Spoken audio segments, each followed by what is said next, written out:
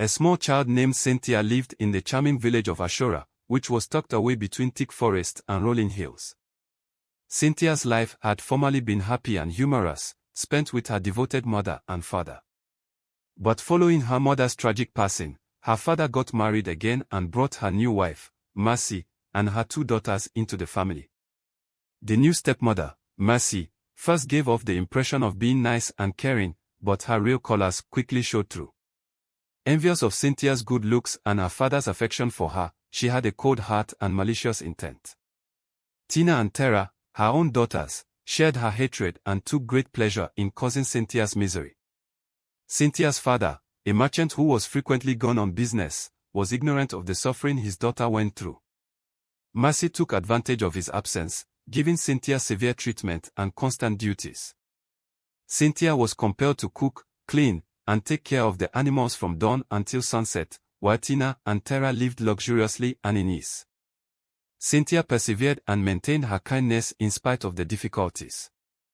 The little pleasures of nature and her mother's recollections brought her comfort. The sounds of birdsong, rustling foliage, and blossoming flowers served as her company throughout the lonesome hours spent walking. News of the monarch holding a lavish ball to find the prince a bride arrived one fateful day.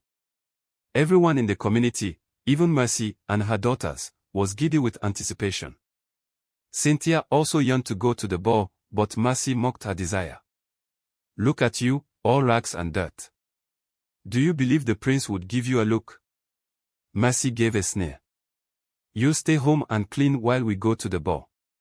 Cynthia watched, heartbroken but unflinching, as Mercy, Tina, and Tara, dressed in exquisite dresses, departed for the palace. In the garden, she gently shed tears, which fell on the ground. An elderly woman with kind eyes suddenly materialized. The woman said, "Why are you crying, my dear?" Cynthia dried her eyes and began to share her tale. Warm smiles came from the old woman, who was actually a powerful and wise witch. "Child, do not lose hope.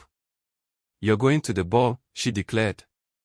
She changed Cynthia's tattered clothes into a stunning gown and her torn shoes into glass slippers with a simple wave of her hand. A backyard pumpkin was transformed into an amazing carriage.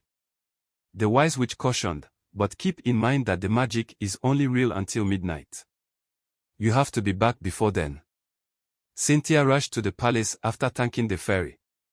Her grace and beauty mesmerized everyone at the event, even the prince.